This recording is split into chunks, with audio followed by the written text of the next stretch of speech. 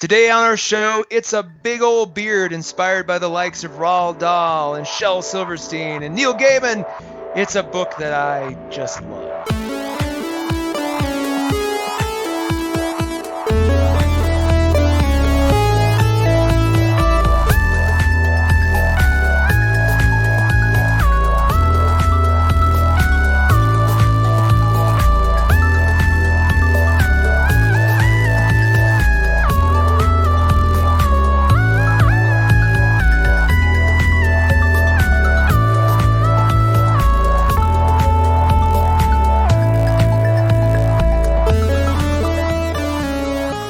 Welcome to Panelism, the show where we talk about the comics and graphic novels worth having on your shelf. I'm Taylor Trask. I'm Todd A. And we're going to try to keep this intro a little bit more on track this time, Todd. If you listen to our past episode. Last week's. Well, in the interim, we have decided that what our listenership really needs is more mouth sounds. That's right. Like, especially like wet or like wet mouth sounds for sure. Maybe some chewing, a little... I don't know. The snack I've chosen is not very crunchy, so you're just going to hear like sort of soft, raisins and dried fruits being eaten. I hope that is really appealing to everybody. I should start an ASMR channel on YouTube, basically. It's the fine quality programming we will soon be asking for your contributions for through our exactly. audience donation system. What did you pay for this? Nothing. We're gonna eat while we're recording. We're really half-assing our preparation on these last couple episodes. I'm sorry. Well, it's not the preparation. We know what books we're going to talk about. True. We know all that. Good point. We haven't. Trying to be loose. Keep it loose. Yeah, it's just very loose. Well, on the last episode, I talked about visiting recently Portland, which is the mother city of comics, in my opinion. Everything is there. So many publishing companies, Image is based there. Many other things are based there. Some of the best creators are there, and then like the best shops in all the country in the same 2 square miles are all there, and it's unbelievable. So I can't help but stopping by and grabbing some stuff. My favorite thing is to stop by Bridge City Comics. Shout out to them. They're up on Mississippi, and then getting a nice stack of unique things. And Bridge City is great because I've never seen curation quite like theirs. It's stuff but it's so much other stuff. Imagine them trying to have fill a whole shelf with Drawn and Quarterly stuff, but with limited space. And so it's like but they have all these crazy, cool, interesting things. It is like the best curated bookshelf I think I've ever seen as a store. So I grabbed some stuff there, and then I go down a block to a beautiful little bourbon whiskey bar called Sidecar 11. Shout out to them, also on Mississippi. And I sit there and I drink my bourbon and I read my books. God, that sounds like heaven. It is very much so. If you want to see a picture of it, go to my Instagram account at by Taylor Trask, BYTAYLORTRASK. Go find out, look at that. I may repost that on Panelism too. Sweet. So I do this at this point. Are you bringing an extra bag to carry home all the books you buy, or do you feel like you have to stay minimal? I need to stay minimal, otherwise I will do that. I will fill that bag. I mean, the only thing holding me back is the fact that I have limited space. Otherwise, I'd blow more money than I would ever care to admit, or that my wife would allow without really giving me shit. So I have to, and frankly, it makes it all the more fun because then you have to really decide, and sometimes you're just like tossing a coin essentially because you've got like 6 things. You can only take 2 or 3. What do you do? I got another. Sorry to interrupt. Like a tactical question here. When you're in that bookstore, you're overwhelmed by all these books you want to get. How do you remember the ones that you are not taking home? You mean like for later, or like when you're going to check out? Because I tend to just put for later. For later. Some of them I don't. That store in particular, I guess all the Portland stores, but that store in particular just really invites you to just roll the dice. And, it's sort of the moment, that single moment you're going to find some stuff, and you just don't let the other stuff just fall just because it was an ephemeral kind of thing. You get what I'm saying? Like it's not one of those stores where I would want to because otherwise I would write down the entire store. It's like, it's not going, oh, I have 4 or 5 things I couldn't decide on. It's like, I have 50 things I could buy, but the economics of it just don't dictate I can't. So it's like, I can't write them all down. What is that going to be like? And that's every time I'm in there. So it's more, if there's something that I was really super duper torn about, I would, but that hasn't happened yet. Right. It's like they're all equally good. You're not missing out on something else. You're going to enjoy whatever you're taking home. Yeah. Oh, 100%. So yeah, I highly encourage if you're interested in just like Todd said, heaven, you go there, pardon me, and then stop by Sidecar 11 and then just let the night flow on. So this is one of the books I bought there.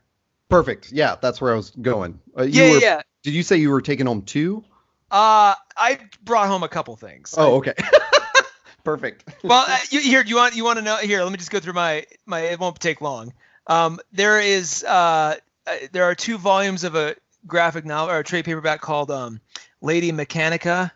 Yeah. Oh yeah. Yeah, and I got volume 3 and volume 5, and I just, for some reason, their positioning of them on the shelves, they are really good at sort of highlighting really cool things like this. So it caught my eye, I flipped through it, seemed really interesting. These were a little cheaper, so I grabbed these, and then I took latest. I for some reason was missing Powers of X4. So I grabbed that, issue 3 of an amazing series called Second Coming, which I think at some point we will definitely talk about more once it's, I think, to a trade. And then strangely, I was going through their singles issues, and there's, Doctor Who has a comic that's always ongoing that sort of is a companion storyline to the actual show. And I was flipping through, and there are 2 issues of the latest Doctor Who where she meets the Corsair. And if you're watching, if you're a show watcher, like that will mean something to you, but like she actually meets the Corsair. So I'm like, well, shit, I got to get those 2. And then to cap it off, there's a independent series called Coin Op that is, I think it's all Portland based, and it's amazing. And every time I'm there, they have different volumes, but it is, they sort of, it's like a limited vinyl release. So they actually number the your edition in the back, like number 198 to 500, but it is the covers are unbelievable. They're just amazing, like graphic art, and then inside is just, it's one of those series that it's kind of like Island. There's like a different little vignette, but it all sort of kind of fits together. And this particular one was Coin Op number 6 called The Last Great Time. So that was my stash, and then to cap it off, the sort of it's so hilarious how this happened. I was checking out. And I was just like, I felt like there's something else. I just need something else. This isn't quite the, it's not the full, complete stop at Bridge City. And I was kind of just looking around, and this book just randomly caught my eye, and I pulled it out, and I was like, oh my God, I remember seeing this. Like, I think it was in Comics Vine or one of those sites had done like a review of it, in that stupid way they review the book before it actually comes out. Right. And it's like, what am I meant to do with this? Like, I want it now and it's not available. Like, you're selling me without giving me the thing. And they're like, well, you can pre-order. I'm like, no, it's not. No. Anyway, this had been one of those reviews. And so I remember seeing it, and I pulled it out. I was like, holy crap. And I kind of just flipped through it, maybe 2 or 3 pages. It was like, you know what? No, this looks cool. We're just going to go for it. And it's called The Gigantic Beard That Was Evil by Stephen Collins. And bless the podcast, but this is one of those times where saying the name without seeing the cover really doesn't bring the listener along. Yeah, no, it is black and white. Cover. It's black and white art and a black and white cover. And it is a gigantic black beard, like a Rasputin beard, attached to a very little face at the top, and it's got this just very, in your face white font. 9/10 of the height of the cover is just beard. Beard, yeah, and it stretches around the back and like curls around and stuff. It's like an ocean of beard. Yeah. And it's just it's a stark cover. The font, the font is just like it looks like dun dun dun, the gigantic beard that was evil. It has this sort of like kind of interesting menace to it. But then I flipped around the back, and this really does sell the book fairly well. It says, the job of the skin is to keep it all in. That's the sort of log line. On the island of here, living's easy. Conduct is orderly. Lawns are neat. Citizens are clean shaven. And Dave is the most fastidious of them all. Dave is bald, but for a single hair, He loves drawing, his desk job, and the Bengals. But one fateful day, his life is upended by an unstoppable yet pretty impressive beard. And then it goes on to say, an offbeat fable worthy of Roald Dahl and Tim Burton. The gigantic beard that was evil is a darkly funny meditation on life, death, and what it means to be different, and a timeless ode to the art of beard maintenance. I will say right out of the gate, the Roald Dahl reference is absolutely on point. Yeah. I didn't think Tim Burton so much as Neil Gaiman. I'm like, if Neil Gaiman was to write a Roald Dahl book, this is what it would kind of be. And I didn't think of either of those. I thought Shel Silverstein. Oh God, even better. Yeah, totally in his realm. It's exactly the kind of thing this is. Shel Silverstein, Roald Dahl, yeah, all of that. So definitely that sells it. I like as I'm building my collection, I like getting books that are all ages. That don't speak down to kids, but can be accessible at their level, but also have something profound and meaningful. And they're kind of rare and few and far between. I would say Tale of Sand is definitely one of those where I think a kid could read it and get something out of it. A dog could read it, get something out of it. I'm just looking at my shelf for another example. It's hard when it's. Is this one of those where if you're an adult, you're getting a different message than a kid reading it? Is it is the kid seeing the silliness and enjoying that, but the adult is getting something more? I'll even split kid up and say I think a 5 or 6 year old could read this and get one thing. I think a 12 to 13 year old could read this and get a very different thing. And I think an adult could get something even different too. It's even at that level, because on one to a 5 or 6 year old, it's just a story about just a funny beard. You're not thinking at a level deeper than that.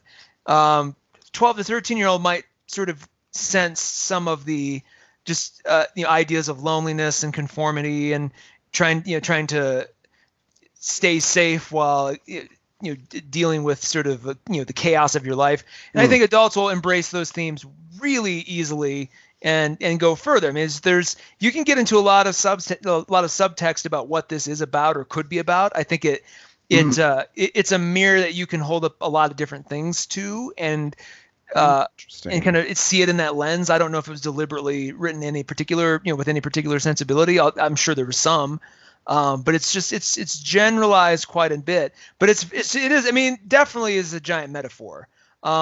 It's interesting too because he listens to the Bengals. You can almost turn this into a really great Wes Anderson indie film because it kind of has a little of that sensibility to it too.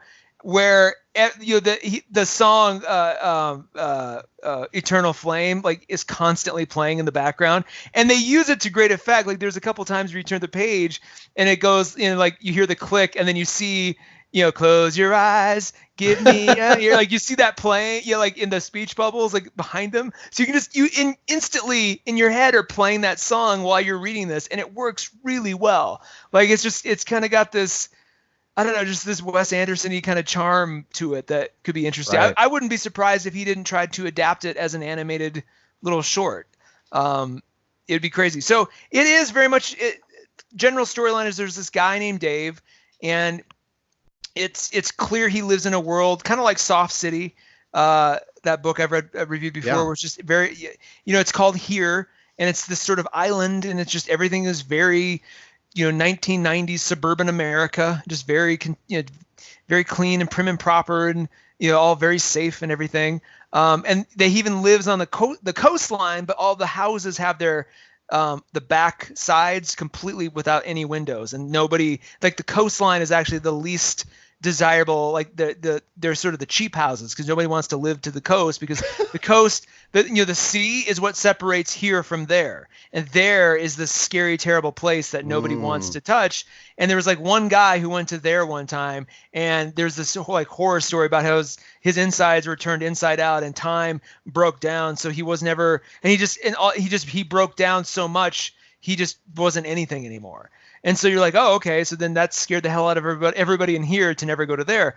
So Dave, he gets up every day. He does his regular job. He goes through the motions, very Truman Show kind of he goes to bed, and he loves drawing. And so he sits at his window during all his spare time, and he draws all the people walking by and he's just drawing these uniform cookie cutter people. You're just going about their lives. Everything is very manicured. Well, one day, for reasons that I don't want to get into too much, but like he discovers, and he's always had this like one single hair in his like bald head. Like he wears a toupee and everything. He's just got this like one little chin hair. It starts to grow, and he starts to get stubble, and he starts to like basically grow a beard, and it's freaking everybody out because everybody's, you know, look is completely uniform. Nobody has facial hair. You know, it's kind of like North Korea. It's just like everybody gets to choose from like one of 4 haircuts, and it's just, you know, because conformity and this sort of very safe utopian suburban life is kind of what everybody does. So to see a guy with facial hair running around is very scary. It keeps growing. No matter what he does, he tries to blow torch it off. Like he has a specialist come in to chop it off. It just keeps growing back as thicker and as full as before. And it just keeps going, keeps going, keeps going. And everybody's like, you know, he's like a celebrity. Like everybody's coming by his house to like check it out. Like he's the focus of this like documentary that's being filmed. Because everybody's like, what is this? We've never seen this before. Like, what are we going to do? And like the government's trying to weigh in on like what they do. And they have all these different solutions that ultimately fail. Well, interestingly, while this is all going on, the world starts to change because now that, now that all these people go to his house to watch him, that's less, you know, like that's one less thing that's happening in the other, you know, the system, the perfectly balanced system starts to break down. So then it's like, oh, those people aren't going to work anymore. So then the jobs that they had don't get done. And then like they trace it all the way to the fact that like people aren't, they're not watering their lawns anymore. So then the lawns grow, and then just all these different things happen. So like what's a very perfectly calibrated life, like entropy starts to kind of set in, and the system starts to get unbalanced. And, you know, because there's less, I know what they tie it to. They eventually have to hire all the gardeners to come trim the beard. And because there's less gardeners, the plants start to grow, and then they eventually have to bring in the all the hairdressers and people who cut hair to cut the beard. So then people's hair starts to grow, and so everybody starts to style their hair differently, and it's just like it creates all these knock-on effects. And here becomes very diversified and very interesting all of a sudden, and even people are like moving to the coastline. So all this is happening through the idea of this guy's beard that just keeps growing. And what does it do? And then I don't want to spoil the ending because there's definitely a solution, and it's very interesting what happens. And then it really asks some kind of open-ended questions about you, like what do you think about this, and what should you take away from this? And it leaves you in this wonderful kind of think space that's you almost want to read it again, and it is I take something away than a younger person might. This feels like a really pointed critique of socialism. There's a command economy that did not account for individualism, and when an individual is different, the entire economy had to shift to take care of that individual's needs because they could not adapt. You know what? That is a layer that I didn't consider, but is just as valid as any of the other ones you could put into this. Like that, that's interesting. Well, I mean, I could see that totally working. It does sound like one of those subversive kind of Shel Silverstein books where you're like, wait, I don't think he's talking about what the title of this poem is, you know? You know what? Now that you've said that, I'm going to reread it with exactly that in mind. Like if the Shel Silverstein had written this in a slightly subversive tone, it would be about orgies. Oh man, I don't know what Shel Silverstein wrote about. The art though is really cool. It's a lot of really well done pencil drawings, but he subverts the grid very, very. I think the bigger thing is just how he uses the grid to tell the story. Yeah. It is all kinds of different styles and methods, and I've never seen so many different. It's like almost like he took that Dan McLeod or Scott McCloud. Right. Like How to Read Comics. How to Understand Comics. Yeah, it's like he almost took that and like literally did all of the examples for grid structure, which is kind of cool. But there's one drawing in particular where the beard has gotten exceptionally huge, and he's showing it from like the point of view of the street, and it is. Like we're talking skyscraper huge, and it's just he managed to catch just with pencil, just a really kind of I would say trippy atmospheric kind of aesthetic that I was like I don't know how you're doing this. Like he actually captures like almost like a lens flare. Oh wow! In pencil, and it's really freaking cool. So art is really, it kind of surprises you, but it's very, very smart in how he uses. This is like what. And always monochrome, always black and white monochrome, and grays. Yeah. But it's almost like you get the sense like I could give this to a 5-year or 6-year-old and they would get it, because it's just a very long version of an excellent kid's book. It's not 8 or 9 pages. It's 200 pages, but a small child wouldn't have a problem with this, and then like a 10 to 13-year-old will think it's cool because it's it's stuff that you're used to, but it's you could feel the message or at least understand some of the metaphor at that point. Right. And as an adult, it's just it hits all the right notes. Yeah, I mean, I am just like so amused going through the art on Google, and the way it captures that, like, I mean, I'm sorry to use the word again, but it's simple to understand, but also subversive, and like, it's you can tell there's something else going on there.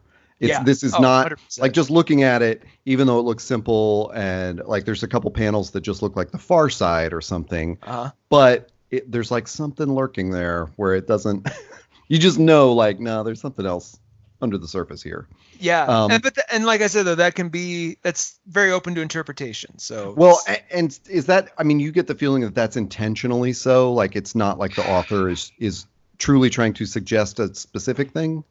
It's not. It's generalized enough where if he was like, you guys didn't get it, it's like, well, you left it very open, and I could put 5 or 6 different meanings on this, and they would all be valid. Right. And I don't want to say too much about that. I want people to kind of enjoy it as they would, and you could even read it too, just as a story and take nothing in terms of symbolism or metaphor. That's fine too. But it's very hard to do that. Like, it's clear. It is definitely clear something is being communicated through this that's deeper.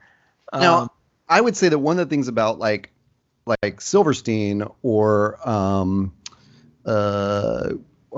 Dr. Seussian in that nature, like I don't know that. Well, I'm going to take Dr. Seuss out of that. In Silverstein, sometimes the character is meant to represent something, or you don't feel like there's a 3-dimensional person from our world in this story. But whereas like Roald Dahl, I think, is very 3-dimensional. Like, those are like, you felt like those are real human characters in really wacky circumstances. Where does this fall on that spectrum? Is this merely you said that. An analog or allegory, or is it really personal? No, it's definitely the former. Definitely, this is not a 3-dimensional character at all. It's very much this guy could be anybody. It's gotcha. So it's not like you learn and you kind of get his here's his life, and then you get attached to his family. It's like, here's his day. It's always this, Truman Show, and let's go. And then the conceit begins. The hair begins to grow. Yeah. So it's you kind of do the fact that he likes the Bengals, and he's kind of got this.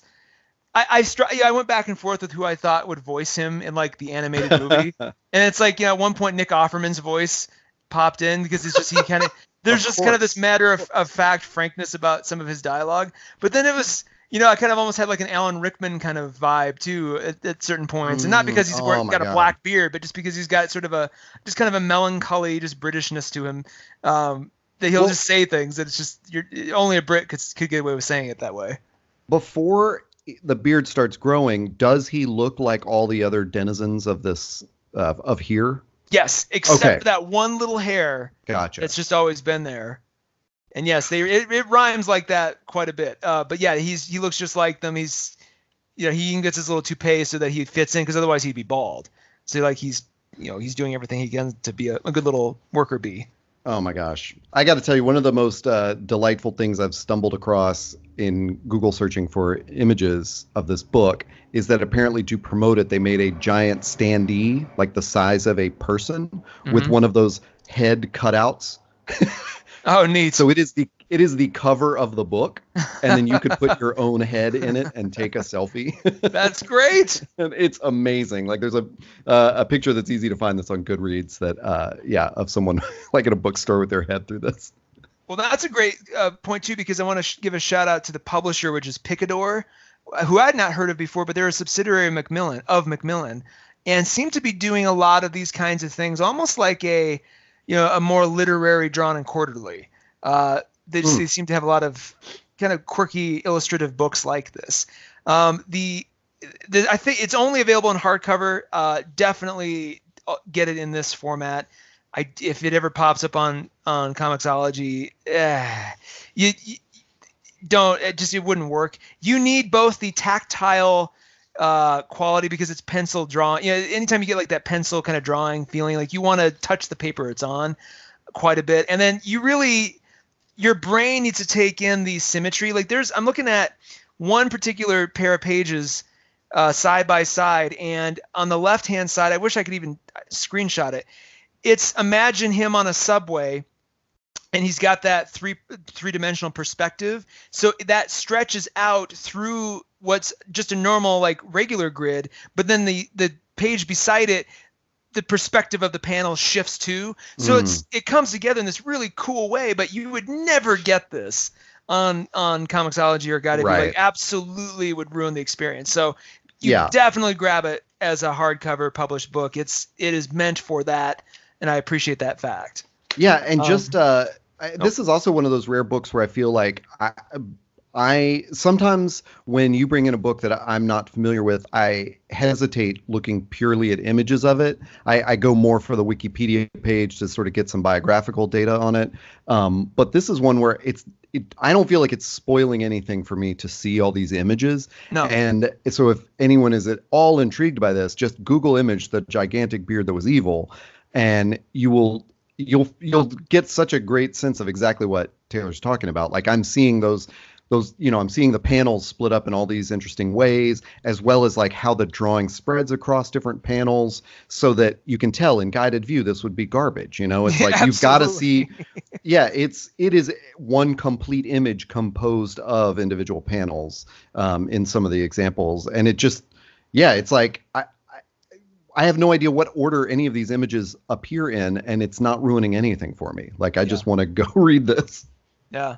I highly recommend it. And I recommend going to StephenCollinsIllustration.com where he's got other stuff. Ooh. And he's just, I really kind of want more of his point of view now after going through this. And I've already seen some other, like he's written a book called Baby's First Bank Heist, or he's rather illustrated it, I think. So he's got other stuff going on that's very interesting. So I hope to see more from him, and frankly it would love to see more. Like this could be a drawn and quarterly book, although it does have sort of its kind of a broader literary sort of feel to it too. It kind of reminds me of that book Here, have I talked about Here on this podcast? Yes. It's just it's the exact point of view of a house over like a billion years. Yeah. Oh my gosh, you talked about this before we were even labeling the episodes with the books in them, I think. That's right. Yeah. Well, I can cover it in a future episode or even like a little mini summation. But like it feels like that, where like this could be sold at an art gallery in addition to just being a cool thing in a comic shop. So definitely try to find a store. If your comic shop doesn't have it, maybe check Barnes & Noble. That's local to you too. And if not, Amazon, all the good stuff. But definitely check it out. The Gigantic Beard That Was Evil. Gosh, I love you bringing this in. I hope you will post some pictures on our Instagram, which is panelism.inc. And that is also the name of our website. So you can go to panelism.inc and find ways to subscribe to this podcast and listen. We do this every week on New Comic Book Day. Once again, you've brought a book that I covet so much, and I have no shelf space. I know that's getting to be the problem. I mean, your previous episode, your Batman Superman, and it's Jay Lee, as we've discussed on that episode. Yeah. And so it's like I struggle pulling that up on Comixology because I'm like, well, I'm gonna want to own it as well. So but you're right. The shelf space is becoming a bit of an issue. Well, and we've talked about how, and I hope we've said this in the show, but I know you and I offline have said this for sure, which is like we feel about drawn and quarterly books like they have to be owned in a physical format. Yeah. I don't even know if they exist in digital. I assume they do, but like they're just beautiful, and there's such a feel to them, and this to me looks like one of those. Yeah. Yeah. Definitely. Yeah. It's just like I wish see it's available on Kindle, but oh god. Yeah. What is that? What could that even be like? don't do it. Don't even. Do it. It's just, I mean, maybe I was gonna say maybe if you had an iPad Pro and you could turn it so that it was like the 2-page open, open with the spine, and maybe that would work. But then you'd still feel like it was just a bad facsimile for having the. You want to touch those pencil drawings. It's not the same without touching that paper, because you almost think like it was somebody's sketchbook they just kind of left behind over time, and you're just looking at it.